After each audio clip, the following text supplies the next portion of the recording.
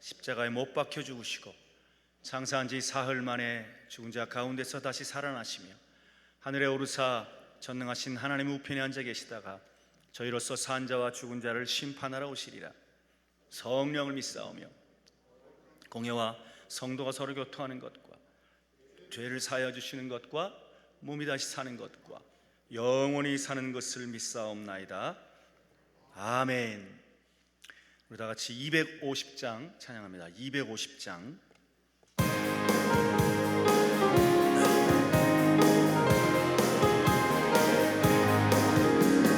구주의 십자가 보혈로 죄 씻음 받기를 원하네.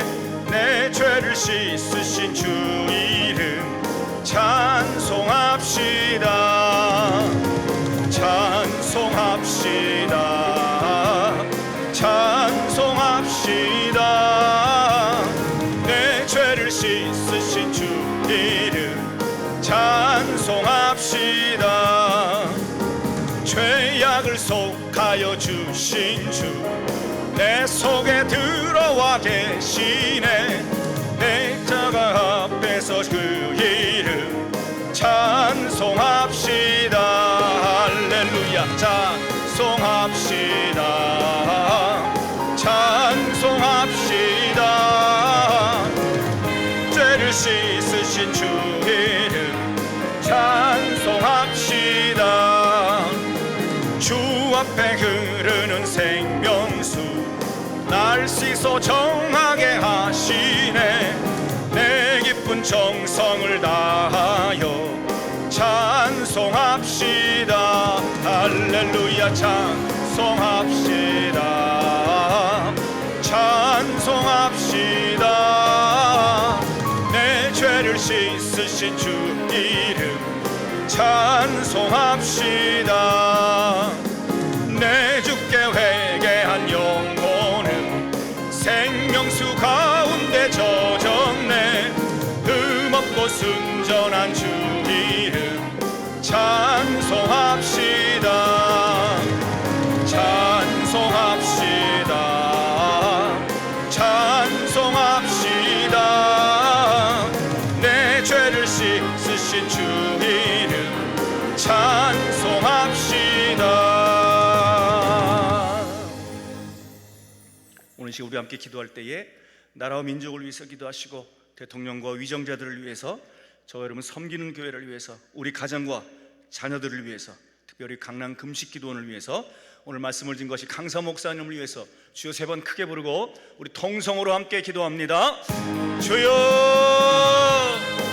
주여 주여. 할렐루야. 감사합니다. 하나님 오늘도 3시 예배 하나님 주님 앞에 예배를 올려드리게 하시니 감사합니다. 이 시간 아버지 하나님 예배 가운데 오셔서 신령과 진정으로 감사함으로 예배드리게 하시고 예배하는 가운데 주님 만나는 시간 되게 하옵시고 응답받는 시간 되게 하여 주시옵소서. 성령 하나님 하늘 문을 여시고 이곳에서 모든 드려지는 예배가 하늘 아래에 상달되게 하시고 온전히 아버지 하나님 우리의 기도가 하나님께 상달되어 아버지 하나님 응답받고 돌아가는 귀한 시간 될 수 있도록 하나님 붙잡으시고 인도하옵소서. 아버지 이 나라 민족을 위해 기도합니다. 하나님 이 나라 가운데 아버지 하나님 일찍이 제사장의 국가로 세우시고 정말 아버지 하나님의 복음을 땅끝까지 이르러 하나님의 복음의 증인이 되어져가는 사명을 허락하셨사오니 아버지 하나님 이 나라의 민족이 더욱더 기도하며 외쳐 부르짖어 하나님 앞에 성령의 충만함으로 나아가 아버지 하나님이여 저 땅끝까지 이르러 하나님의 복음을 증거하는 귀한 증거의 사명을 감당할 수 있도록 이 나라를 붙잡아 주시옵소서. 특별히 아버지 하나님 이 나라를 불쌍히 여기셔서 강력한 성령의 바람이 불어오게 하시고 진정으로 애통하며 회개하는 그러므로 아버지 부흥의 역사가 다시 한번 이 나라 이 땅 가운데 불어 일으켜 주시옵소서. 특별히 아버지 하나님이여 중국과 러시아 또한 북한으로부터 이 나라를 붙들어 주시고 지켜주셔서 정말 복음 안에서 평화적으로 통일되어질 수 있도록 하나님 함께하여 주시옵소서. 이 나라 가운데 아버지 하나님이여 창조 질서를 보장하는 이 비성경적인 법률이 아버지 하나님 이 나라 국회 가운데 제정되지 않도록 하시고 대통령을 비롯한 우리 위정자들이 하나님을 두려워하며 하나님을 경외하는, 그러므로 아버지 하나님의 말씀을 아버지 하나님 주님 앞에 나아가는 그런 아버지 하나님 우리 위정자들 다 될 수 있도록 하나님 붙잡아 주시옵소서. 아버지 하나님의 저들이 모든 국론을 논할 때에 먼저 하나님 앞에 기도하고 아버지 하나님 앞에 말씀대로 아버지 하나님 이 나라를 잘 치러갈 수 있도록 할렐루야 주님 저들을 이끌어 주시옵소서. 저들에게 말씀하옵소서. 아버지 하나님, 그러므로 아버지 하나님 이 나라의 민족이 하나님의 통치에 의하여 하나님의 권리를 따라 아버지 하나님 이 나라의 민족이 주님 앞에 나아갈 수 있도록 하나님 붙드시고 인도하여 주시옵소서. 특별히 아버지 하나님의 생육하고 번성하라고 하는 말씀에 아버지 주님의 명령에 순종하여 그러므로 말미암아 저출산의 문제가 해결될 줄 믿습니다. 하나님 주님께서 함께 하시고 정말 아버지 하나님의 이 나라의 민족이 정말 아버지 하나님 주님 앞에 온전히 서게 되는 귀한 나라 될 수 있도록 하나님 붙잡으시고 인도하여 주시옵소서. 특별히 아버지 하나님이여 전국에 아버지 하나님 5만여 개인을 세우셔서 이 나라의 민족에 살게 하시고 영적으로 더욱더 거듭나게 하시니 감사합니다. 그러나 아버지 하나님이여 이 나라의 교회들이 다시 한번 영적으로 일어나기를 원합니다. 다시 한번 성령의 불이 붙기를 원합니다. 그러므로 전국 방방곡곡 아버지 하나님 발길 닿는 그곳마다 하나님 성령의 바람이 일어나 아버지 하나님이여 다시 한번 영적으로 깨어 일어나게 하여 주시옵소서. 그러므로 말미암아 우리 교회들이 정말 아버지 하나님이여 빛과 소금의 역할을 잘 감당하게 하시고 저 세상을 향하여 영적 대안을 제시할 수 있는 그런 교회들로 아버지 일으켜 주옵소서. 할렐루야. 아버지 하나님이여 우리 각 가정들을 주님 앞에 올려드립니다. 우리 가정에 하나님 호주가 되어주시고 우리 가정을 아버지 하나님 이끌어 주시옵소서. 말씀으로 또 기도로 하나님 앞으로 무릎으로 달려가는 우리 가정 될 수 있도록 하나님 붙잡으시고 우리 자녀들 이 세대를 본받지 아니하게 하시고 정말 아버지 하나님 저 하늘나라 아버지 하나님 말씀 붙들고 나아가는 우리 자녀들 될 수 있도록 인도하여 주시옵소서. 아버지 하나님 날마다 기도하는 자녀들 되게 하시고 정말 우리 부모들은 자녀들에게 기도의 유산, 말씀의 유산, 아버지 하나님 성령의 유산을 물려줄 수 있는 귀한 은혜가 있게 하옵소서.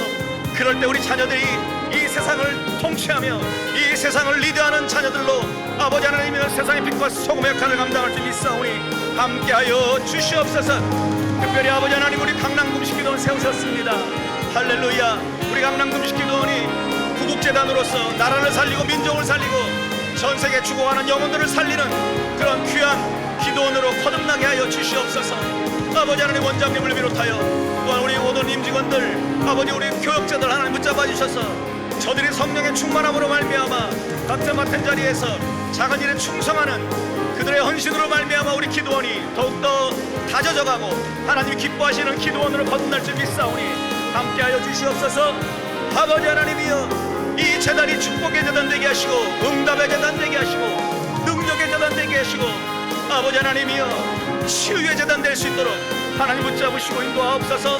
그러므로 아버지 하나님 주님 다시 오시는 그날까지 아버지 하나님 이 기도의 재단에서 기도의 불이 꺼지지 않게 하시고 기도를 외치는 그 외침이 줄어들지 아니하도록 하나님 수많은 저들을 보내주셔서 이곳에서 기도할 때마다 다시 한번 살아나는 놀라운 역사가 일어나게 도와주시옵소서. 하나님 주님 성령께서 함께하는 재단이 되게 하셔서 성령의 불이 임하는 재단 되게 하셔서 이곳에서 올라가는 모든 말씀과 모든 은혜들이 정말 아버지 하나님 이곳에 모여있는 이곳에 참석하는 모든 이런 영적 성도들에게 아버지 하나님 주님의 은혜가 흘러가는 그런 아버지 하나님이여 영적의 흐름이 있는 교회 재단이 될 수 있도록 하나님 붙잡아 주시옵소서. 특별히 오늘 아버지 하나님 강사 목사님 세우셨습니다. 아버지 하나님 강사 목사님 성령의 두루마리를 입히시고 그의 입술을 주장하셔서 아버지 하나님이여 선포되어지는 말씀마다 우리의 심령 모습을 쪼개고 남아 있는 말씀 되게 하시고 그 말씀으로 인하여 우리의 삶이 변화받고 우리의 아버지 하나님 모든 성령의 인치심으로 말미암아 우리 모두가 다 하나님의 체험하고 하나님 응답받고 돌아가는 귀한 은혜의 시간 능력의 시간 되어질 수 있도록 하나님 붙잡으시고 인도하여 주시옵소서. 할렐루야. 예배를 받아 주시옵소서. 이 예배가 온전한 신령과 진정으로 드려지는 예배가 되게 하여 주시옵소서. 온전히 하나님만 영광 받으시는 예배 되게 하옵소서. 할렐루야. 주님을 찬양합니다. 아버지 하나님 영광을 받아 주시옵소서. 주여 하나님 주님을 찬양합니다. 할렐루야. 예수님의 이름으로 간절히 기도하옵나이다. 아멘. 오늘 은혜 받으실 하나님의 말씀은 히브리서 12장입니다. 히브리서 12장 5절로 13절의 말씀. 히브리서 12장 5절로 13절의 말씀.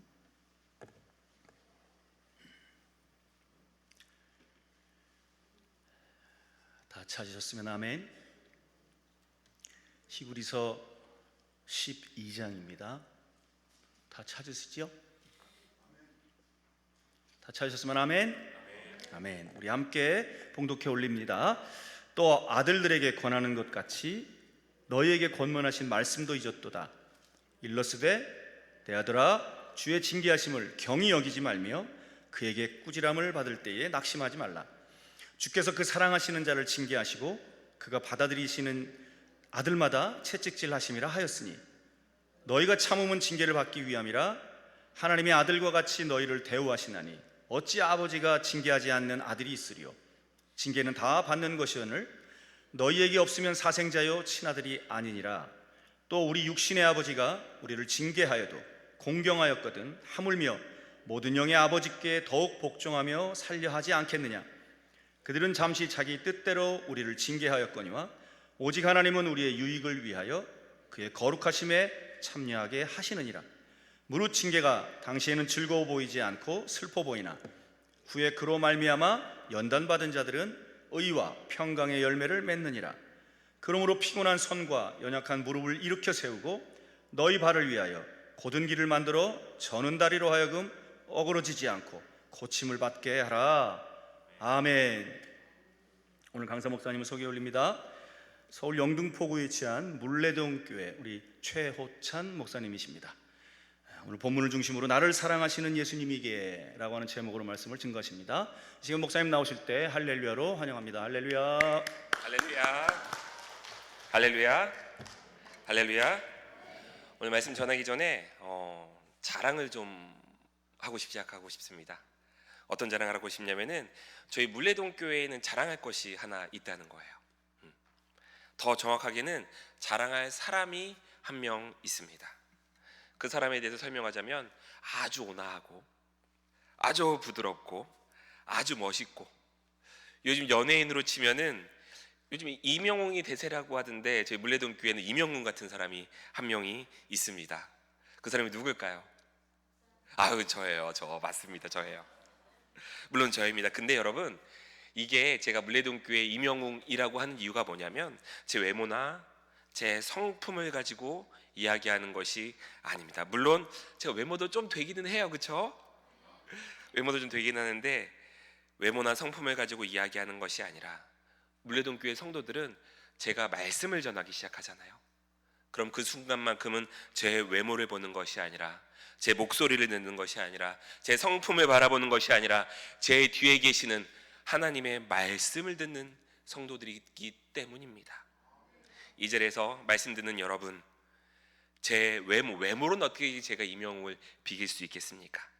그런데 말씀을 전하는 이 순간 하나님이 제 이름 석자 최호찬을 숨겨주시고 예수 그리스도의 은혜만 드러나기를 주님의 이름으로 축복합니다.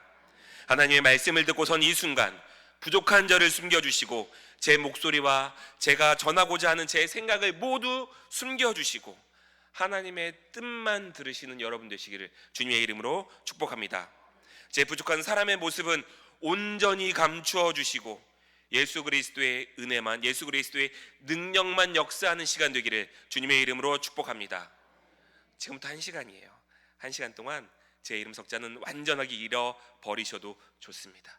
더 이상 제 이름, 제 얼굴은 기억하지 않으셔도 돼요. 근데 이곳에 임재하시는 하나님이 여러분에게 역사하시고 이곳에 임재하시는 하나님이 여러분들의 문제를 해결하시고 이곳에 임재하시는 하나님이 여러분들의 삶을 책임져 주시는 은혜가 여러분 모두에게 임하기를 주님의 이름으로 축복합니다. 아멘이라고 고백한 여러분들에게 말씀의 은혜가 임할 줄 믿습니다. 잠시 기도하겠습니다.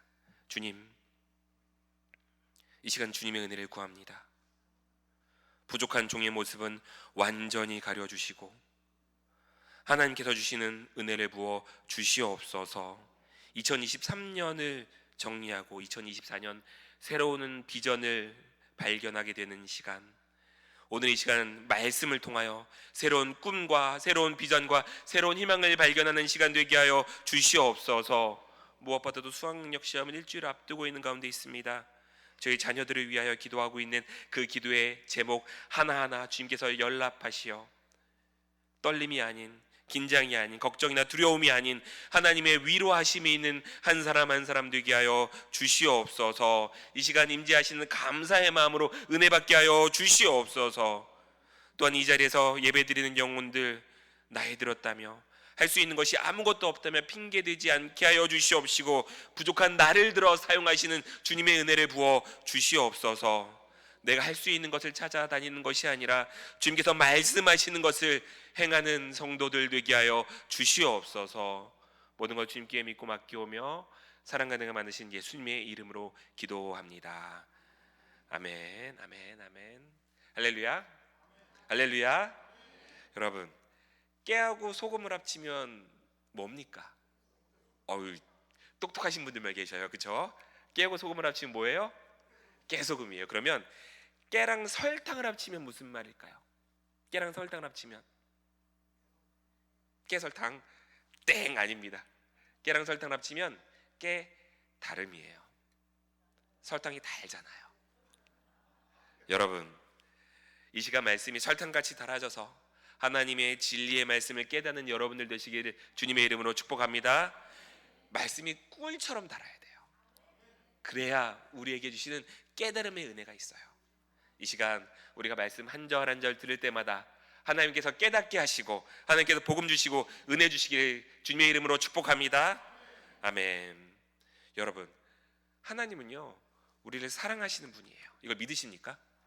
하나님 우리를 사랑하시는 분이십니다. 이걸 믿으십니까? 그러면 오늘 말씀의 시작도 끝도 무엇을 나누려고 하는 거냐면요, 저를 따라해 주시면 좋겠습니다. 하나님은 나를 사랑하신다. 하나님은 나를 사랑하신다.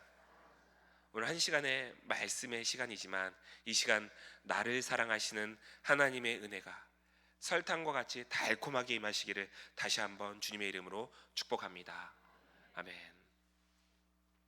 제가 며칠 전 인터넷에서 보았던 신문 기사입니다. 어떤 기사냐면요, 2021년도에 A라고 하는 선생님이 초등학교 2학년을 담임하고 있었어요.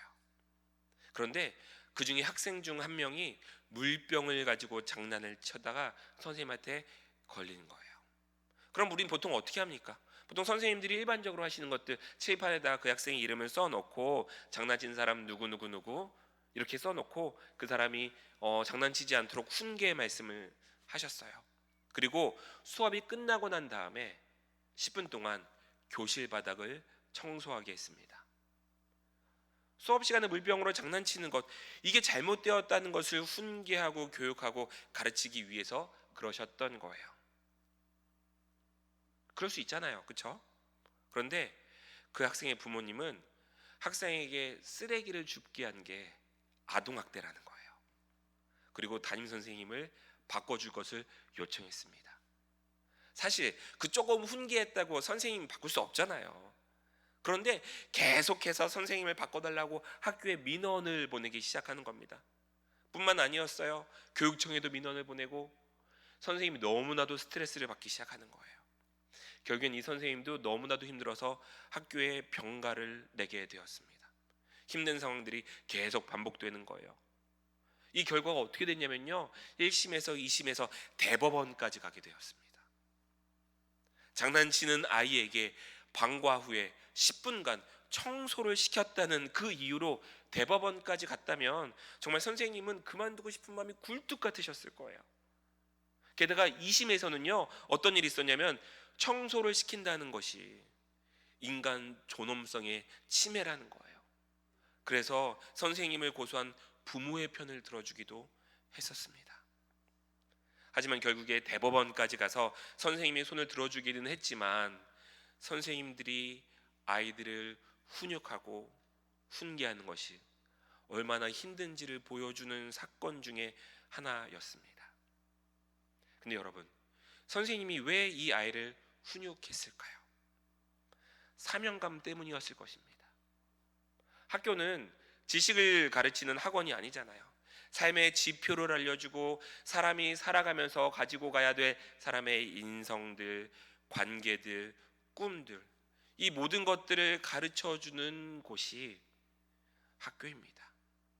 그렇기 때문에 학생은 어떠한 선생님을 만나느냐에 따라서 인생이 달라져요. 하지만 요즘 학생들이나 학부모님들은 아무리 좋은 선생님을 만난다고 하더라도 선생님을 신뢰하지 않습니다. 왜냐면요, 그 선생님보다 내가 더 잘한다고 생각한다는 거예요. 그 선생님보다 내가 더 잘났다고 생각하는 거예요. 그 선생님보다 내가 더 좋은 사람이라고 생각하는 거예요. 자기가 가장 잘 가르치고 내가 가르치는 것이 옳고 내가 이야기하는 것이 옳다고 생각하는 겁니다.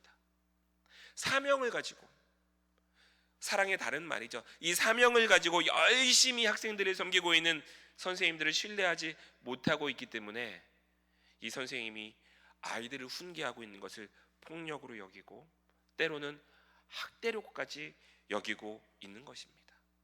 너무나도 안타까운 상황이에요. 너무나도 가슴 아픈 상황입니다. 사명을 가지고 사랑을 가지고 아이를 돌보는 그 마음이 학대로 여겨지는 것은 너무나도 안타까운 일 아니겠습니까? 한번 생각해 보십시오. 선생님이 아이들을 가르치는 데 있어서 가장 편한 방법은 뭐냐면요, 아무것도 하지 않는 거예요. 아무것도 하지 않는 겁니다. 그냥 가만히 놔두는 거예요. 그게 가장 편한 방법입니다. 그런데 그 아이가 물병을 가지고 장난쳐서 옆에 있는 애들에게 물을 뿌리고 그 물병으로 다른 아이들을 쳐서 아이가 상처 입게 하고, 여러분, 이렇게 계속 장난치도록 계속 놔둔다면, 훈계하지 않고 징계하지 않은 채 그대로 놔둔다면 그것이 그 학생을 위한 일이겠습니까? 그렇지 않다는 거예요. 선생님들은 아이를 사명으로 삼고 그 아이들을 한 사람 한 사람 그 선생님의 방법으로 사랑하고 있기 때문에 훈육이 되고 가르침이 되는 거잖아요. 우리는요, 먼저 이 선생님의 마음을 기억하셔야 됩니다. 오늘 본문은요, 이 훈육하는 마음이 무엇인지에 대해서 잘 설명해 주고 계셔요. 결론부터 말씀드리면 뭐냐면요, 하나님이 우리를 사랑하셔서 우리들에게 선물로 주시는 것이 있는데 그것이 무엇이냐면 훈육이라는 거예요. 그것이 징계라는 것입니다. 하나님이 나를 사랑하셔서 나에게 선물로 주시는 것, 이 징계가 여러분들에게 선물이 되게 될 때 그것이 축복임을 믿으시길 주님의 이름으로 축원합니다. 징계가 축복이 되어야 돼요. 여러분, 하나님은요, 우리가 잘못했기 때문에 벌 주시는 분이 아니에요. 하나님 우리를 사랑하시기 때문에 우리를 징계하시는 것이지, 우리가 잘못했기 때문에 그 잘못에 대한 대가로 우리들에게 벌을 주시는 분이 아니라는 거예요. 한번 생각해 보십시오. 우리가 처음에 하나님 믿을 때 어떻습니까? 처음에 하나님 믿을 때 이런 기대감을 가지고 믿잖아요. 지금 이 기도원에서 기도하시는 분 정도면 아주 믿음이 깊은 분이시기 때문에 이런 분들은 안 계시겠지만, 우리가 처음 신앙생활 할 때 어떻습니까? 기도하면요, 하나님이 다 이루어 주실 거라고 믿잖아요. 여러분, 기도하면 그 모든 것 하나님이 뜻대로 이루시는 분이심을 믿으시길 주님의 이름으로 축복합니다. 우리가 처음 신앙생활 할 때 우리가 기도하면 하나님께서 다 이루어 주시고 하나님께서 다 해결해 주시고 하나님께서 모든 것에 답을 주시잖아요. 그런데 이 해결의 방법으로 우리들의 기도를 100% 내가 기도하는 방법대로 주시지는 않는다는 거예요. 때로는 우리들에게 시련도 찾아온다는 것입니다. 때로는 우리들에게 고통도 찾아온다는 것입니다. 오늘 성경에서는 그것을 징계라고 표현하고 있는데, 이 징계는요, 벌 주는 것과는 달라요. 왜냐하면 이 징계라는 단어, 헬라어로는 파이디오라고 하는 단어를 사용하고 있는데, 이 파이디오라고 하는 단어의 뜻이 뭐냐면 아이, 소년, 젊은이를 뜻하는 이 파이스라고 하는 단어에서부터 온 말입니다. 우리가 징계라고 번역하고 있지만 사실은 이 말은요, 벌을 준다는 의미가 아니라 어린 아이들에게, 소년들에게, 젊은이들에게 양육하고 가르치고 훈련시키고 교육하고 교정하고 고쳐주고 지도하고, 이러한 의미를 담고 있는 것이 이 파이디오라고 하는 뜻이에요. 결코 우리가 잘못했기 때문에 우리에게 벌 주시는 의미로 징계하시는 것이 아니라는 것을 우리는 기억해야 됩니다. 여러분, 우리를 사랑하시는 하나님이시기에, 우리를 사랑하시는 하나님이시기에 우리를 가르치시고 훈련시키고 우리들에게 고쳐주고 지도하고 계심을 기억하는 여러분들 되시길 주님의 이름으로 축복합니다. 다시 한번 저를 따라해 주시기 바랍니다. 하나님은 나를 사랑하신다. 우리가 두 손을 가슴에 얹고 한번 해볼게요. 두 손을 가슴에 얹고, 하나님은 나를 사랑하신다. 토닥토닥 해주면서 한 번만 더 하겠습니다. 하나님은 나를 사랑하신다.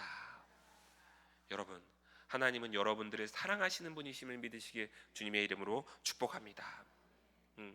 우리가 오늘 읽었던 본문의 말씀을 요약하면 이렇습니다. 나를, 그리고 저를, 그리고 여러분들을 사랑하시는 예수님께서 우리가 이 믿음의 경주를 끝까지 복받는 사람으로 완주하기를 원하시는 거예요.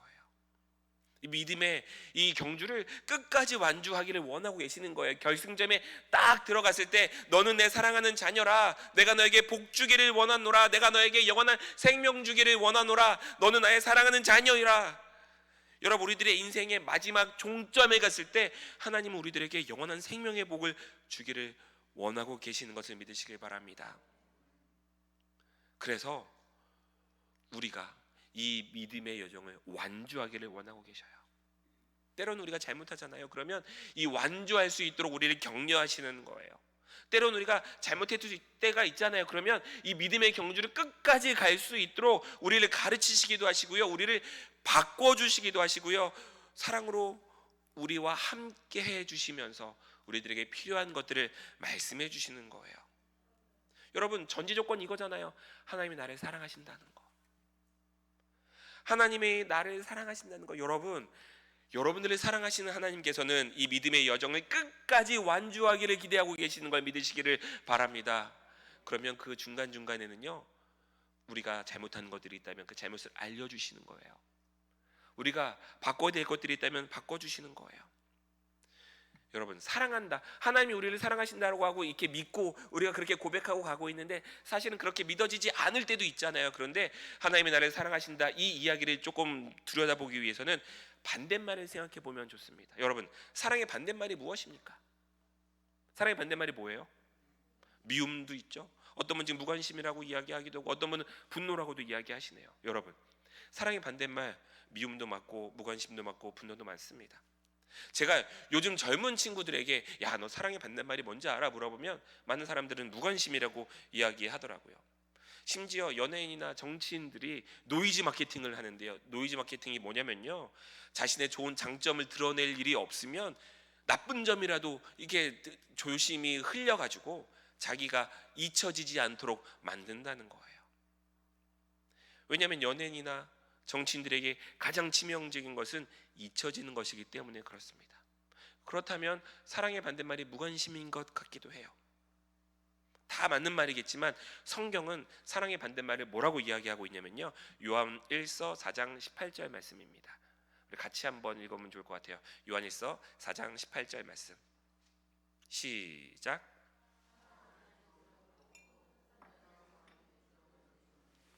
두려움.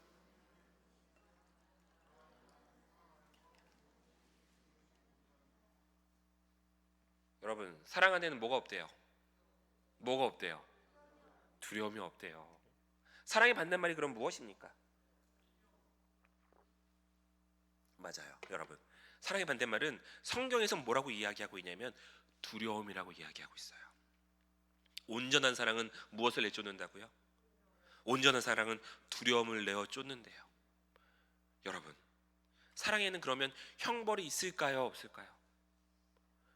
사랑에는 두려움이 없고, 사랑에는 우리를 징계하시긴 하지만, 우리를 훈육하시긴 하지만, 우리를 가르치시긴 하지만 우리를 벌 주시는 분은 아니라는 거예요. 사랑에는 형벌이 없고 사랑에는 두려움이 없다는 거예요. 두려워한다는 것은 온전한 사랑이 아니라는 거예요. 여러분, 자녀들이 있으시죠? 그 자녀를 사랑하십니까? 만약 그렇다면 자녀들이 우리 부모님을 향해서 공포심을 갖고, 자녀들이 이 부모님을 향해서 두려운 마음을 갖기를 원하십니까? 어떠한 부모도 자녀가 부모님을 향해서 공포의 마음을 갖기를 원하시는 분은 아무도 없을 거예요. 여러분의 자녀들이 부모님이라면 막 숨도 못 쉴 정도로 꽁꽁 숨고 혼날까봐 거짓말하고 막 두려워서 도망다니고, 여러분 그런 부모님은 아무도 안 계시잖아요. 만약에 제 자녀가 거짓말을 했다면 저한테 와서 솔직하게 이야기하고, 그리고 그것들이 잘못된 것이 있다면 고쳐나가고 바꿔나가기를 원하시지, 정말 내 사랑하는 자녀가 거짓말했는데 아빠가 두려워서 옆에 오지도 않고 그냥 때로는 심지어 집을 확 나가버리게 되는 여러분 자녀가 그렇게 되기를 원하시지 않으시잖아요. 하나님도 그렇습니다. 하나님께서 여러분들에게 원하시는 마음은 무엇이냐면요, 하나님이 나를 사랑하고 계시는 것처럼 여러분 또한 하나님을 사랑하는 존재가 되기를 원하고 계시다는 거예요. 여러분들을 이 예배의 자리, 은혜의 자리, 축복의 자리로 이끄셨잖아요. 여러분, 이 자리로 이끄신 분은 하나님이심을 믿으시길 주님의 이름으로 축복합니다. 여러분들이 자격이 있어서 이 자리에 왔다고 생각하세요? 여러분들이 거룩하게 살았기 때문에, 여러분들이 능력이 있기 때문에, 여러분들이 하루도 빼먹지 않고 예배드리고 있기 때문에, 여러분들이 11조하기 때문에, 여러분들이 어떠한 하나님 앞에 자격이 있기 때문에 이 자리에 와서 예배드리고 있다고 생각하십니까? 아니에요. 여러분, 우리가 자격이 있어서 부르신 것이 아니라 하나님이 원하셔서, 하나님이 나를 사랑하셔서, 하나님이 뜻하셔서 나를 이 자리에 부르셨다는 거예요. 골로새서 1장 1절에 보면 이렇게 쓰여져 있습니다. 하나님의 뜻으로 말미암아 그리스도 예수의 사도된 바울과 형제 디모데는, 하나님의 뜻으로 말미암아 바울이 사도가 되었다는 거예요. 하나님의 뜻이었다는 것입니다. 여러분들을 사랑하셔서 여러분 한 사람 한 사람을 이 자리로 부르셨음을 믿으시길 주님의 이름으로 축복합니다. 그냥 여러분들을 사랑하셔서 이 자리에 부르신 거예요. 다른 이유가 없습니다. 어떤 자격이 있어서가 아니라 하나님께서 사랑하셔서 우리를 이 자리에 부르셨다고요. 근데 여러분, 왜 하나님을 두려워하십니까? 나를 사랑하시는 하나님이신데 왜 두려워하시고, 왜 걱정하시고, 왜 근심하십니까? 여러분, 우리가 때로는 실수합니다. 저도 실수해요, 목사이지만. 때로는 실패라고 생각할 때도 있습니다. 하지만 복의 근원이라고 이야기하고 있는 아브라함도 이삭이 태어나기까지 얼마나 많은 실수를 했습니까? 하갈을 통해서 이스마엘을 낳기도 했잖아요. 하지만 사랑의 하나님은 그 실수를 통해서 복된 존재로 아브라함을 부르시는 것을 믿으시길 바랍니다. 우리도 마찬가지예요. 여러분, 우리는요 하나님이 사랑하는 존재입니다. 우리는 복된 존재예요. 때로는 실수합니다. 때로는 죄도 짓습니다. 때로는 실패도 합니다. 하지만 무엇을 해서, 무엇을 하지 않아서, 무엇을 잘해서, 무엇을 못해서 우리를 이 자리에 부르신 것이 아니라 여러분들이 하나님의 자녀이기 때문에 이 자리에 부르셨음을 믿으시길 주님의 이름으로 축복합니다. 하나님이 여러분들을 사랑하시기 때문에 이 자리에 부르셨음을 믿으시길 주님의 이름으로 축복합니다. 여러분, 자녀들 얘기로 다시 돌아와 보면요, 여러분들이 자녀를 사랑하는 이유가 무엇입니까? 그 자녀가 저한테 용돈 가져와서 그 자녀를 사랑하는 거 아니잖아요. 자녀가 자녀이기 때문에 그 존재 그 자체만으로 그 자녀를 사랑하는 거잖아요. 때로는 그 자녀들이 와서 미운 짓도 합니다. 때로는 저를 아프게도 합니다. 때로는 제가 상처 입게도 합니다. 그런데 그렇다고 해서 자녀를 미워하지 않잖아요. 자녀가 이쁜 짓을 해서 물론 조금 더 마음이 갈 수 있고 안 갈 수 있긴 하지만 그게 아니라 궁극적으로 본질적으로 자녀들이 무엇을 해서 무엇을 하지 않아서 그들을 사랑하고 사랑하지 않는 것이 아니라 그들이 내 자녀이기 때문에 사랑하는 것을 우리는 기억해야 됩니다. 하나님은 어떠실까요? 하나님은 여러분이 하나님 앞에 와서 이쁜 짓을 해서 사랑하시는 게 아니에요. 여러분이 하나님의 자녀이기 때문에 사랑하는 분이심을 믿으시길 주님의 이름으로 축복합니다. 내가 하나님의 자녀이기 때문에 사랑하신다는 거예요. 무엇을 해서가 아니라 하나님이 자녀이기 때문에, 사랑하는 존재이기 때문에 그렇습니다. 두 명의 청년이 있다고 한번 해보겠습니다. 한 사람은 새벽 예배를 잘 드리고 있는 청년이에요. 한 사람은 새벽 예배를 못하고 있습니다. 최근에 하나님께서 누구를 더 사랑하실까요? 둘 다 사랑하셔요. 둘 다 사랑하신다고요. 한번 그 안으로 더 들어가 볼까요? 새벽 예배를 드리는 사람은 그 자기가 사랑하는 이성이 그 새벽 예배에 오기 때문에 그 이성을 보러 간다고 한번 생각해 봅시다. 그 새벽 예배를 안 드리는 사람은 내가 너무나도 새벽 예배를 드리고 싶은데 집이 멀고 몸이 약해서 새벽 예배를 드리고 있지 못하다고 한번 생각해 볼게요. 하나님 누구를 더 사랑하십니까? 둘 다 사랑하신다고요. 여러분, 아파서 예배를 드리지 못했던 사람이나 내가 사람의 모습을 보기 위해서 그 예배에 나왔던 사람이나 하나님께서는 둘 다 창조하셨고 하나님은 둘 다 예배의 자리로 초대하시는 분이시고 하나님 둘 다 사랑하는 분이심을 믿으시길 주님의 이름으로 축복합니다. 왜냐면요, 사람의 행동은요 바뀌어요. 여러분들 지금 이 자리에서 매일 열심히 우리가 목숨 걸고 예배드리고 목숨 걸고 기도하잖아요. 여러분 이 기도원까지 왜 오셨습니까? 해결해야 될 삶의 문제가 있으니까 이 자리까지 오신 거잖아요.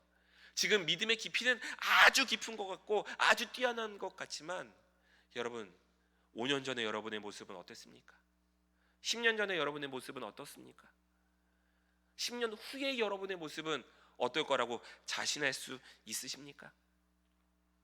하나님은요, 내가 무엇을 하고 무엇을 하지 않아서 나를 사랑하고 나를 사랑하지 않는 것이 아니라 여러분들이 하나님의 자녀이기 때문에 사랑하는 분이심을 믿으시길 주님의 이름으로 축복합니다.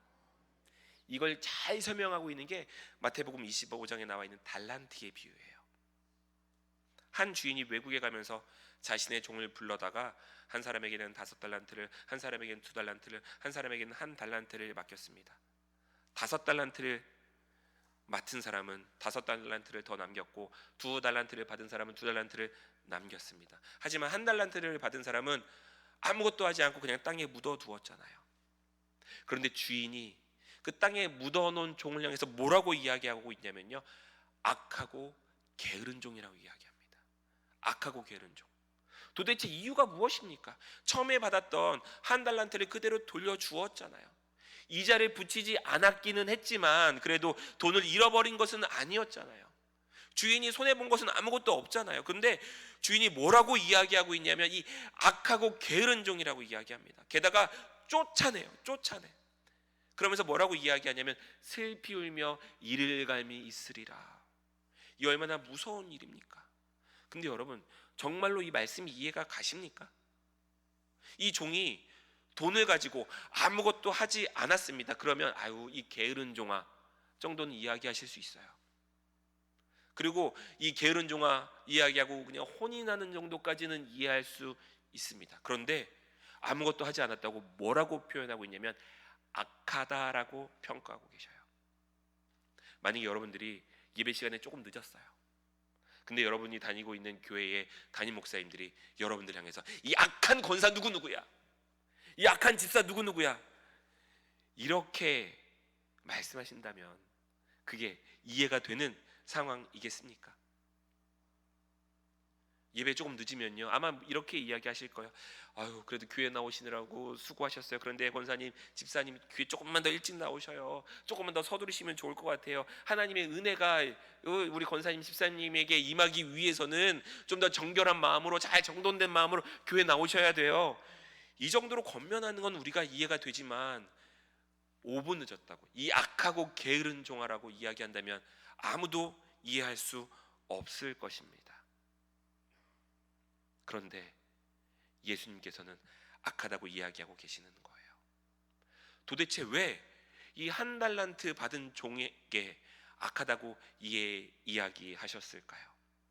마태복음 25장 24절에 보면 이렇게 쓰여져 있습니다. 우리 같이 한번 읽겠습니다. 시작.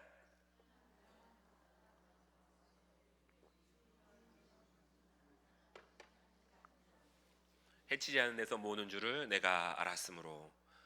뭐라고 하냐면요, 주인을 향해서 당신은 굳은 사람이라고 이야기하는 거예요.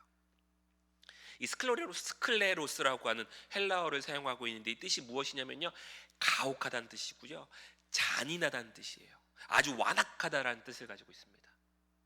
이 주인을 향해서 뭐라고 표현하고 있냐면 당신은 잔인한 사람입니다, 당신은 악독한 사람입니다 라고 주인을 먼저 평가하고 있는 거예요. 아무것도 하지 않으면서 이익을 취하려고 하는 당신은 악한 사람이라고 이 종이 이야기하고 있는 것입니다. 아마 주인을 악덕 고리대금 업자 정도로 여기고 이야기하고 있는 거예요. 근데 여러분, 이 성경 본문을 읽어보면 어디에 이 주인이 악덕 고리대금 업자처럼 설명하고 있는 곳이 있습니까? 아니에요. 한 달란트라고 하니까 이해가 잘 되시지 않으시지요? 금이 34kg거든요. 제가 어제 시세로 찾아봤더니 1g에 한 83,000원 정도 하더라고요. 그러면 계산해 보니까 한 28억 정도 되는 큰 돈입니다. 이 큰 돈을 자기 종에게 맡겼다는 거예요. 아무런 이유도 없이. 그런데 이 종은요, 이 주인을 악덕 고리대금 업자로 평가하고 있는 것입니다. 여러분, 25절의 말씀 우리 같이 한번 읽어봅시다. 시작. 두려워하여 나가서 당신의 달란트를 땅에 감추어 두었나이다. 그러면서 뭐라고 표현하냐면요, 두려워하여 나가서라고 표현하고 있어요. 이 주인을 어떻게 했다는 거예요? 주인을 사랑했다는 겁니까? 사랑하지 않았다는 겁니까? 사랑하지 않았다는 거예요. 이 주인은요, 이 종을 사랑했기 때문에 한 달란트를 맡긴 거였잖아요. 그런데 이 종은요, 주인을 사랑하지 않았던 겁니다. 주인을 믿지 않았던 거예요. 주인을 신뢰하지 않았던 거예요. 두려워하여라고 쓰여져 있습니다. 이 주인을 두려워하여 나가서 당신의 달란트를 땅에 감추어 두었었나이다. 주인을 사랑하지 않았기 때문에 두려워했고, 주인을 사랑하지 않았기 때문에 땅에 묻어 두었던 것입니다. 다시 말하면요, 이 종이요, 돈을 벌지 않아서 땅에 묻어 두어서 이 종을 향해서 악하고 게으른 종이라고 이야기했던 것이 아니라, 이 종은요, 주인을 사랑하지 않았던 거예요.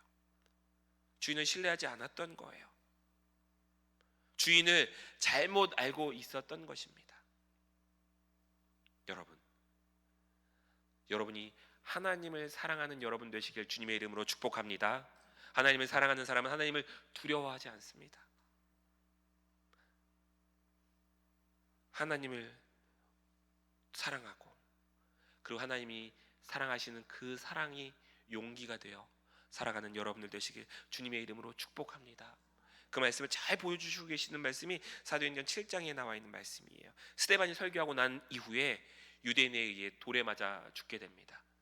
그리고 스데반이 고백하는데 제가 읽어드릴게요. 잘 들어보셔요. 스데반이 성령 충만하여, 스데반이 성령 충만하여 하늘을 우러러 주목하여 하나님의 영광과 및 예수님께 예수께서 하나님 우편에 서신 것을 보고 말하되, 보라, 하늘이 열리고 인자가 하나님 우편에 서신 것을 보노라. 여러분, 이 스데반의 고백에 두려움이 있습니까? 스데반의 고백 안에 고통이 있습니까? 이 스데반의 고백 안에 마음에 대한 갈등이 있습니까? 아니에요, 여러분. 그는 죽음에 이르는 그 순간에도 행복한 마지막 순간을 걸어갔던 거예요. 왜? 예수 그리스도로 인해서 그 안에 있던 모든 두려움이 사라졌던 것입니다. 하나님을 두려워하지 않는 자는, 하나님을 사랑하는 한 사람은 그 무엇도 두려워하지 않는 사람이 되는 것을 믿으시기를 바랍니다.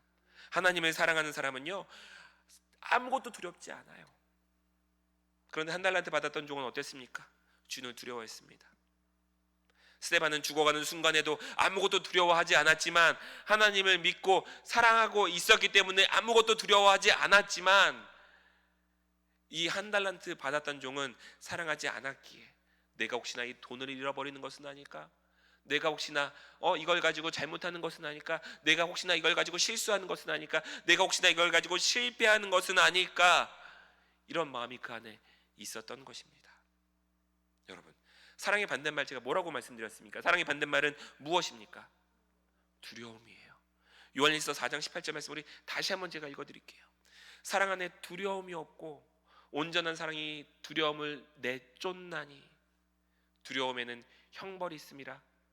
두려워한 자는 사랑 안에서 온전히 이루지 못하였느니라. 여러분, 사랑의 반대말은 뭐라고요? 두려움이라고요.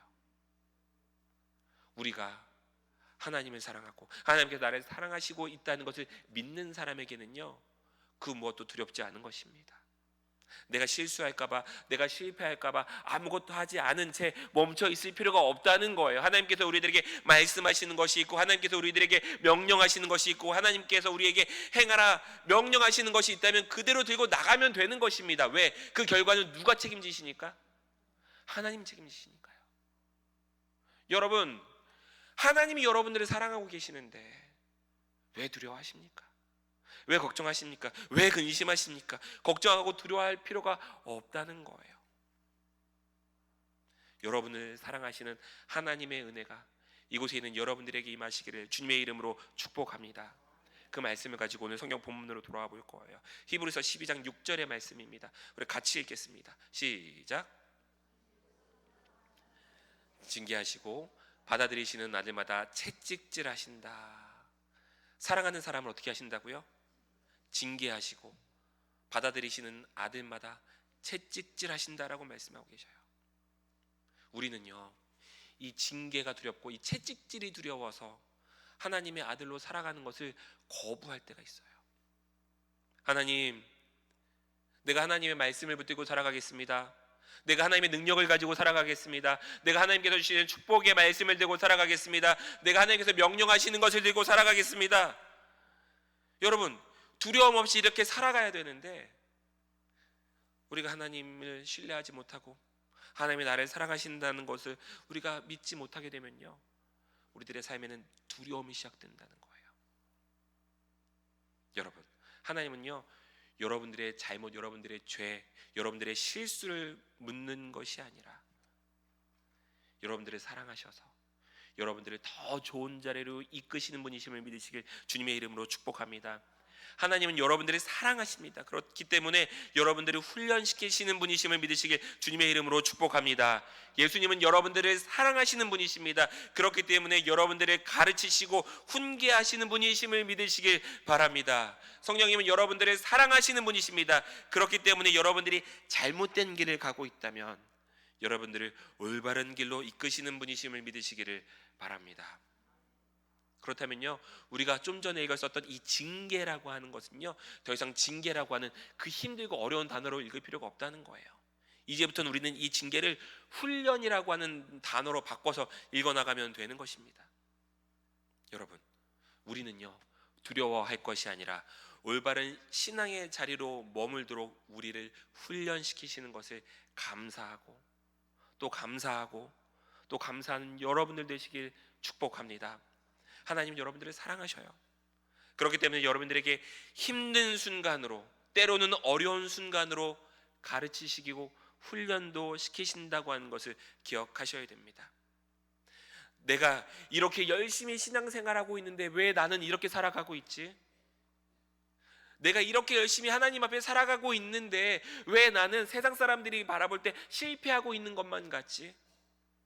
여러분, 그 이유는요, 하나님이 여러분들을 사랑하셔서 여러분들을 훈련시키시고 이 믿음의 경주를 완주할 수 있도록 여러분들을 이끌고 계시고 있다는 증거, 그 증거임을 믿으시기를 바랍니다.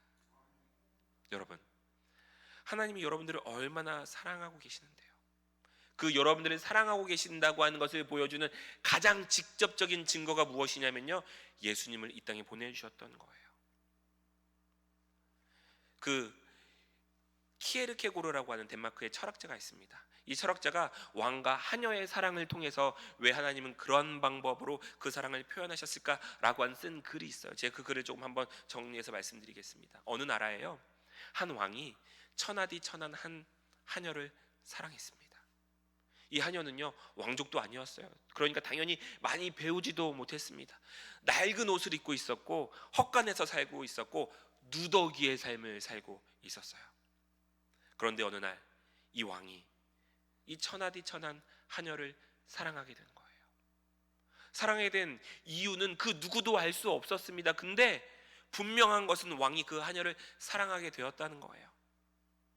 그리고 왕은 이 하녀를 사랑하는 마음을 멈출 수가 없었습니다. 하녀를 사랑하고 그 사랑하는 마음 때문에 나도 그 하녀에게 사랑을 받고 싶은데 어떻게 해야 될지 막 고민하기 시작했습니다. 신하들에게 물어봤어요. 여러분, 그 여인이 나를 사랑하게 하려면 어떻게 해야 될까요? 사람들은 이렇게 이야기합니다. 아니, 왕비가 되라고 명령하시면 되는 거 아닙니까? 아주 간단한 방법이 있는데 왜 고민하십니까? 이 왕은요, 막대한 권력을 가지고 있었습니다. 모든 사람들이 두려워하는 사람이었어요. 하지만요, 이 권력이 이 여인을 옆에 머물게는 할 수 있을지 몰라도 사랑을 강요할 수는 없다는 것을 이 왕은 알고 있었어요. 왕은 이 하녀의 몸을, 육체를 그 왕 옆에 머물게는 할 수 있지만 진심으로 자기를 사랑할 수 있도록 할 수 있는 방법은 아니라고 하는 것을 알고 있었습니다. 왜냐면요, 그렇게 하는 것은 복종하는 것이지 사랑이 아니기 때문에 그렇습니다. 그래서 신하들은 다른 여인을 찾아보라고도 이야기합니다. 아니, 세상에 이렇게 괜찮은 사람들이 많이 있는데 왜 그 하녀를 붙잡고 그러십니까? 근데 왕은 그렇게 할 수가 없었어요. 선물을 주어서 어떻게 해볼까? 그 하녀가 필요한 것들을 채워주고 필요한 것들을 주면서 어떻게 내가 사랑을 좀 받아볼까? 처음에는 그 하녀가 주인을, 이 왕을 사랑하는 것 같았지만 궁극적으로는 그 어떠한 방법으로도 사랑을 받을 수가 없었습니다. 그래서 마지막 한 가지 방법을 선택한 거예요. 왕은 자리에서 일어나 자기의 왕좌를 버리고 왕관을 벗고 손에 왕으로 호를 이거 포기하고 왕의 의복을 다 벗어버렸습니다. 그리고 평민의 삶을 선택한 거예요. 누더기를 입고 먼지 속에 살고 양식을 위해서 여기저기 빌고 다니고 헛간에서 지내는 것이었습니다. 외모만 종의 모습을 가진 것이 아니라 그의 삶과 본성 자체를 이 하녀와 동일한 모습의 종의 모습으로 갖게 된 거예요. 누구의 이야기입니까? 예수님의 이야기입니다. 하나님이신 예수님께서는 모든 것을 겪고 모든 것을 견디셔야만 했습니다. 하나님이신 예수님은 이 땅에 오셔서 죽음 속에 모든 것을 버리셔야만 했습니다.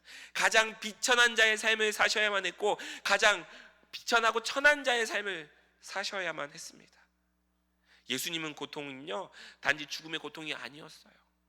예수님은 자기가 사랑하는 사람과 같이 누더기가 되어 주셨습니다. 왕이 하녀와 연합하기 위해서는 왕이 하녀의 신분을 입어야만 했던 것이었습니다.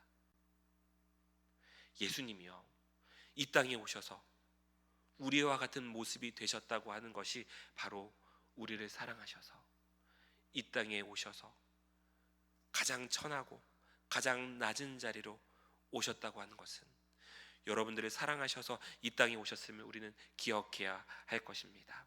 이 비유를 통해서 우리들에게 주시는 말씀이 뭐냐면요, 빌립보서 2장 6절에서 8절 말씀이에요. 그는 근본 하나님의 본체시나 하나님과 동등됨을 취할 것으로 여기지 아니하시고 오히려 자기를 비워 종의 형체를 가지사 사람들과 같이 되셨고 사람의 모양으로 나타나사 자기를 낮추시고 죽기까지 복종하셨으니 곧 십자가에 죽으심이라. 예수님은요, 철저하게 자신을 낮추심으로 우리를 향한 사랑을 보여주셨습니다. 예수님은 하나님이셨지만 하나님과 동등됨을 원치 않으셨던 거예요. 우리와 같은 종의 형체를 가지시고 이 땅에 오셨던 것입니다. 심지어 십자가의 죽으심을 복종하심으로 그 사랑을 우리들에게 보여주신 거예요. 여러분, 하나님께서는 우리를 사랑하셔서 그의 하나뿐인 외아들 독생자 예수 그리스도를 이 땅에 보내주셨음을 믿으시길 주님의 이름으로 축복합니다. 예수님이 나를 사랑하신다는 거예요. 예수님 나를 사랑하신다는 거예요. 여러분, 이것이 믿어지게 되잖아요. 그러면 하나님이 나에게 행하시는 이 모든 것이 감사의 고백이 되고 때로는 징계로 여겨지고 때로는 훈련으로 여겨지고 때로는 아픔으로 여겨지고 때로는 실수와 실패로 여겨지는 그 모든 순간순간이 나를 사랑하셔서 나에게 허락하신 순간이 되는 것을 믿으시길 주님의 이름으로 축복합니다. 그 시작은요, 하나님이 나를 사랑하신다는 것을 믿는다는 거예요. 어떠한 상황 속에서도 하나님이 나를 사랑하신다는 것을 믿는 것입니다. 예수님은 여러분들을 사랑하시는 분이심을 믿으시길 주님의 이름으로 축복합니다. 나를 사랑하시는 예수님이시기에 이 땅에 오셨음을 믿으시길 바랍니다. 나를 사랑하시는 예수님이시기에 나를 훈련시키시는 분이심을 기억하시기를 바랍니다. 저를 따라해 주시기 바랍니다. 예수님은 나를 사랑하신다. 예수님은 나를 훈련시키신다. 하나님은 나를 사랑하신다. 하나님은 나를 훈련시키신다. 성령님은 나를 사랑하신다. 성령님은 나를 훈련시킨다. 여러분, 이 두 가지는요 하나의 마음이에요. 하나라고 하는 것을 기억하셔야 됩니다. 나를 사랑하는 하나님께서, 나를 사랑하시는 예수님께서, 나를 사랑하시는 성령님께서 여러분들과 함께하고 계심을 믿으시길 주님의 이름으로 축복합니다. 훈련의 자리라 할지라도 그 모든 자리가 나를 사랑하시는 하나님의 축복의 자리임을 믿으시길 주님의 이름으로 축원합니다. 마라톤이라고 한번 생각해 봅시다. 삶을. 여러분, 마라톤 아시죠? 정해진 거리를 뛰는 운동입니다. 이 마라톤이 좋은 건 여성이나 남성이나 아이나 어른이나 누구나가 쉽게 참여할 수 있는 운동이라는 거예요. 근데 여러분, 이 마라톤의 목표가 있습니다. 목표는 하나예요. 그게 무엇입니까? 완주하는 거예요. 정해진 거리를 완주하는 겁니다. 이 완주라고 하는 의미를 우리가 잘 생각해야 돼요. 이 완주는요 결승선에 들어가는 것이 완주가 아니에요. 이 완주라고 하는 것은요 정해진 거리를 잘 뛰는 겁니다. 마라톤에는 단축 마라톤도 있고 울트라 마라톤도 있고 거리가 다 다르거든요. 하지만 중요한 것은 그 정해진 거리를 다 뛰는 거예요. 2023년도 9월이죠. 이제 두 달쯤 전에 멕시코에서 마라톤 대회가 있었습니다. 3만 명이 참가하는 대회니까 굉장히 큰 대회였어요. 그런데 재미있는 것은 이 3만 명 중에 11,000명이 부정한 방법으로 목적지에 들어왔다고 해서 유명해진 마라톤 대회가 있습니다. 이 부정한 방법도 참 다양했어요. 어떤 사람은 자기 등번호를 여성으로 달리는 사람이 남성에게 빌려주기도 바꾸기도 하고, 어떤 사람은 그 거리를 버스나 지하철을 타고서 대중교통을 타고서 결승선에 오기도 했습니다. 근데 여러분, 버스 타고 결승선까지 가면 너무 오래 걸리잖아요. 그러니까 마라톤복 입고 번호표 붙이고 카페 가서 커피 마시고 식당 가서 밥을 먹고 시간을 맞추기 위해서 그랬었다고 이야기하더라고요. 그게 소문이 나자 중간중간 지점마다 다 들여다봐서 부정한 방법으로 결승선에 들어온 사람들을 다 체크해 보니까 그 사람들의 숫자가 무려 11,000명이었대요. 이거 11,000명이 결승선에는 들어왔어요, 여러분. 그런데 결승선에 들어왔다고 이 사람들이 마라톤을 완주한 사람들이 맞습니까? 아니에요, 여러분. 그 사람들은 마라톤을 완주한 사람들이 아니에요. 결국에 그들은 완주 메달을 받지 못했습니다. 탈락했어요. 중간에 있던 수많은 유혹들로 그것들 견뎌내지 못했던 것입니다. 어떤 사람들은 다리가 흔들거리니까, 어떤 사람들은 숨이 가팔라오니까, 어떤 사람은 오르막이니까 힘들어서, 어떤 사람은 누워서 쉬고, 어떤 사람들은 내가 굳이 이걸 해야 돼 고민하고 여러 가지 이유들로 중간에 부정한 방법으로 목적지에 들어왔을 거예요. 3만 명 중에 11,000명이면 3분의 1이 넘는 숫자잖아요. 그런데 여러분, 이 유혹을 이겨내지 않으면 완주할 수 없다는 것을 기억하셔야 됩니다. 훈련이라고 하는 것은요, 내가 힘든 순간이 찾아왔을 때 숨이 헐떡헐떡거려서 오르막을 올라갈 때 이 순간을 견뎌내도록 만드는 것이 훈련이에요. 우리 믿음 생활도 그렇습니다. 그리스도인은요, 예수님이 그리스도이심을, 예수님이 나를 죄에서 구원하실 분이심을 믿음으로 우리가 예수님의 보혈로 천국을 소유하게 되었다는 그 믿음의 목표를 가지고 살아갑니다. 하지만 온갖 유혹이 우리를 찾아와요. 아니, 주일날 교회 안 가면 이렇게 좋은 곳이 많은데 무슨 교회야? 아니, 교회 하루 안 가면 내가 이렇게 많은 돈을 벌 수 있는데 무슨 교회야? 친구가 어디 가자고 하는데 이 관계가 중요한데 무슨 교회야? 교회 가봐야 상처만 받고, 교회 가봐야 힘들기만 하고, 나 혼자 예배 드리면 되지, 인터넷에 얼마나 편하게 쉽게 예배 드릴 수 있는 방법이 많은데. 뿐만 아닙니다. 나는 금식한 사람인데, 나는 하루 3번 금식하고 기도하는 사람인데, 내가 이렇게 신앙생활 열심히 하고 있는 사람들인데, 바리새파와 사두개인들의 유혹과 같이 사실 우리가 살아가다 보면 매일매일 수많은 유혹의 순간들이 우리를 찾아옵니다. 하지만 그 순간 그것들을 이겨낼 수 있는 것은 하나님이 우리들에게 허락하신 선물, 훈련이고, 하나님이 우리들에게 허락하신 징계이고, 하나님이 우리들에게 허락하신 삶의 순간들임을 믿으시길 주님의 이름으로 축복합니다. 어려운 일들이 우리를 찾아온다면 그 순간 하나님이 나를 진정으로 사랑하고 계시는 것임을 믿으시길 주님의 이름으로 축복합니다. 그러면서 오늘 성경 말씀을 다시 한번 읽어보고 오늘 말씀을 마무리하려고 합니다. 먼저 1절의 말씀입니다.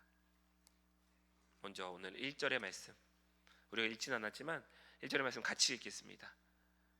시작. 우리도 갖가지 무거운 짐과 얽매는 죄를 벗어버리고 우리 앞에 놓인 다름질을 참으면서 달려갑시다. 우리가 지고 있는 모든 무거운 짐과 얽매는 죄를 벗어버리고 우리 앞에 놓여있는 다름질을 참으면서 달려가야 된대요.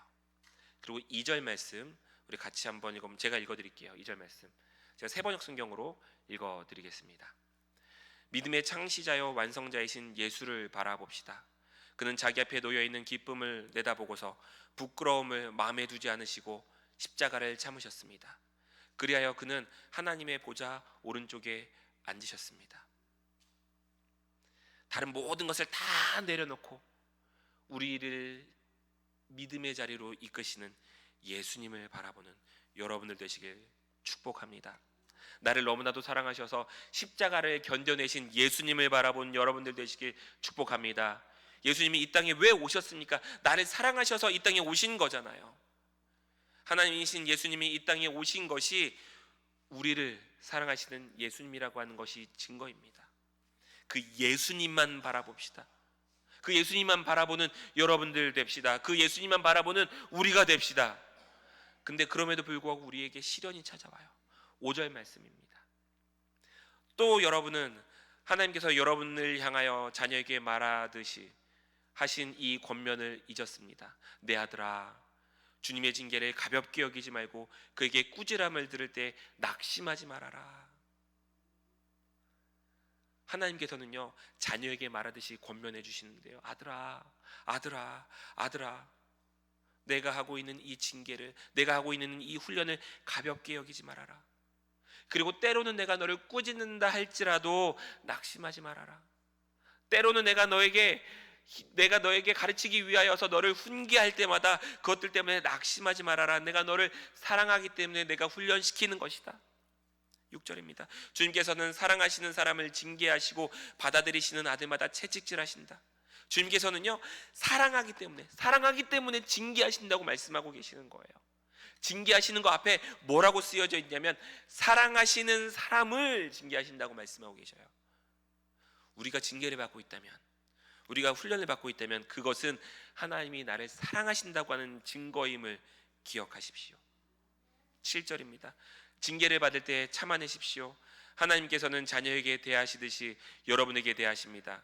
아버지가 징계하지 않는 자녀가 어디에 있겠습니까?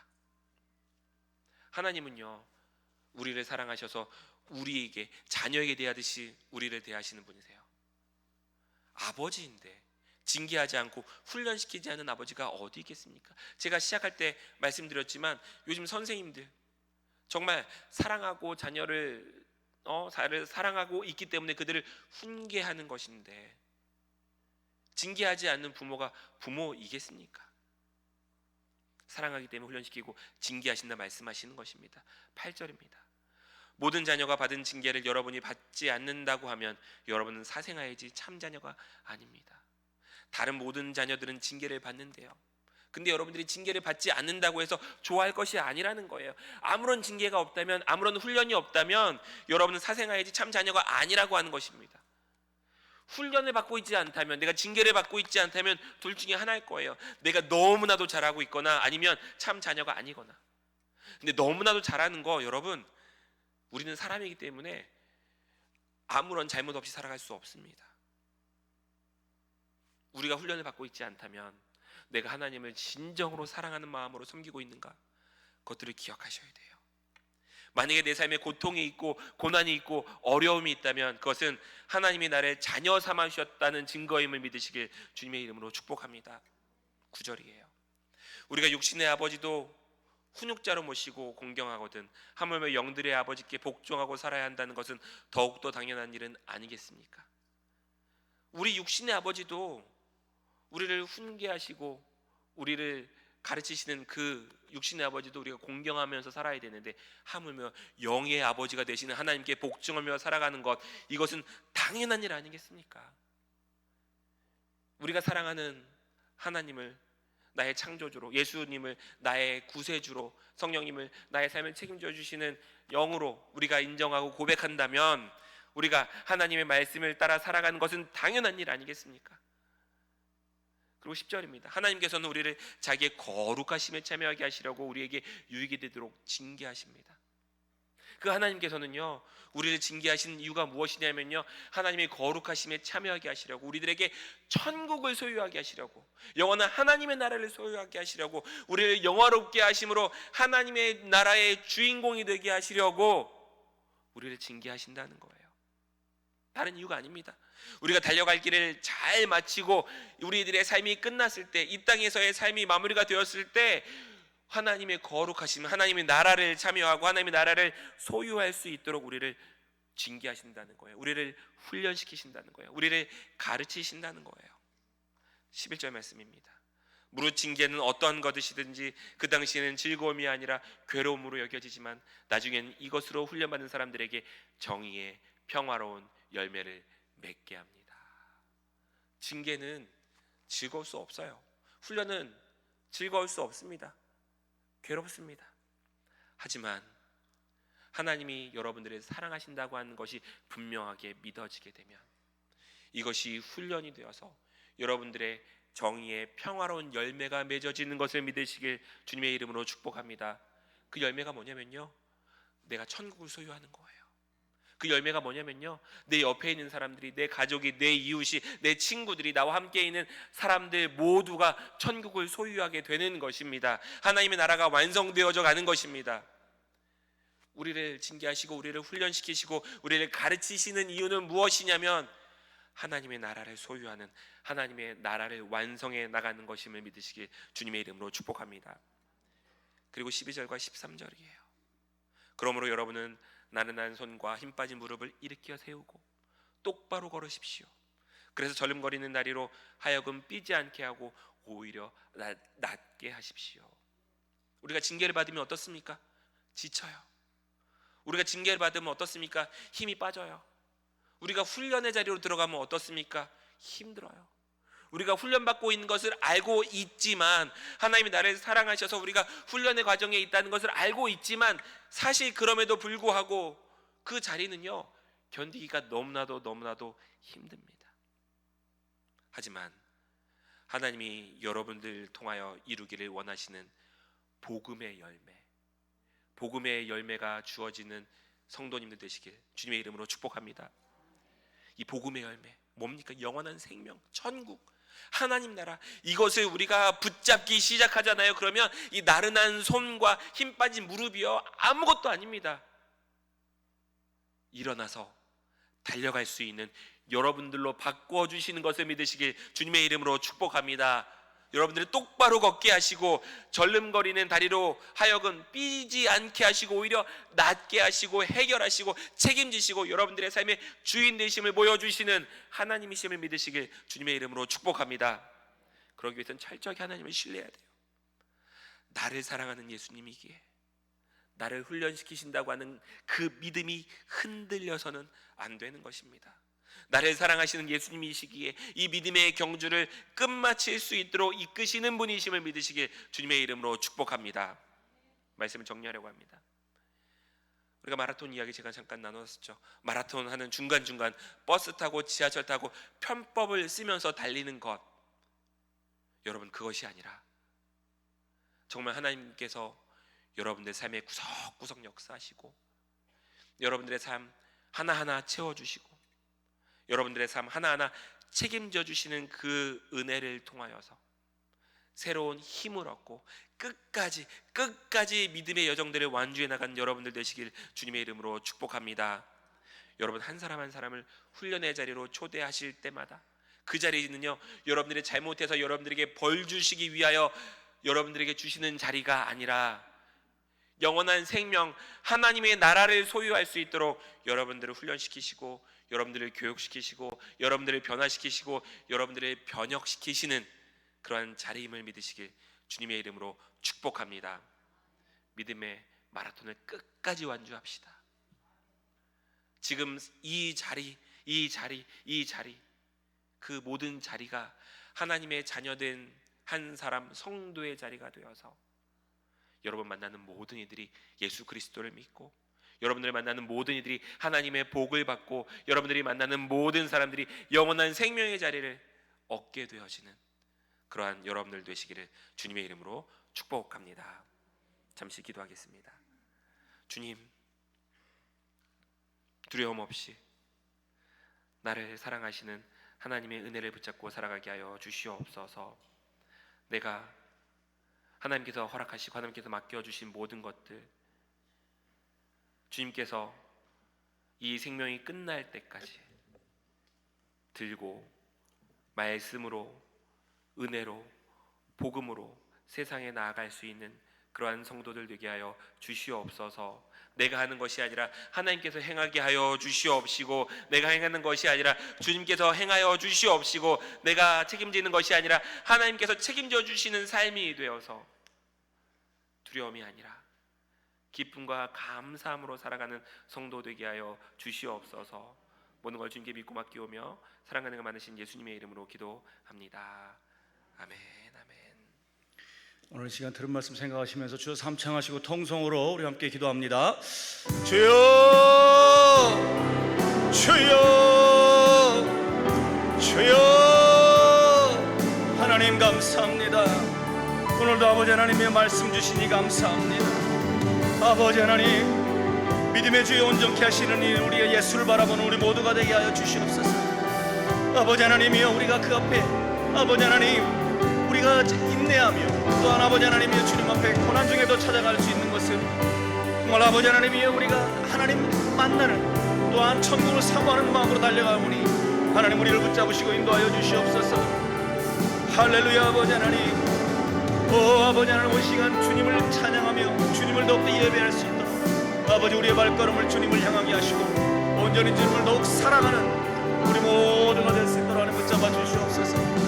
할렐루야. 오늘 말씀을 듣고 깨달아 알아 아버지 하나님 말씀대로 행하는 우리 모두가 될 수 있도록 붙잡아 주시옵소서. 하나님은 좋으신 하나님이십니다.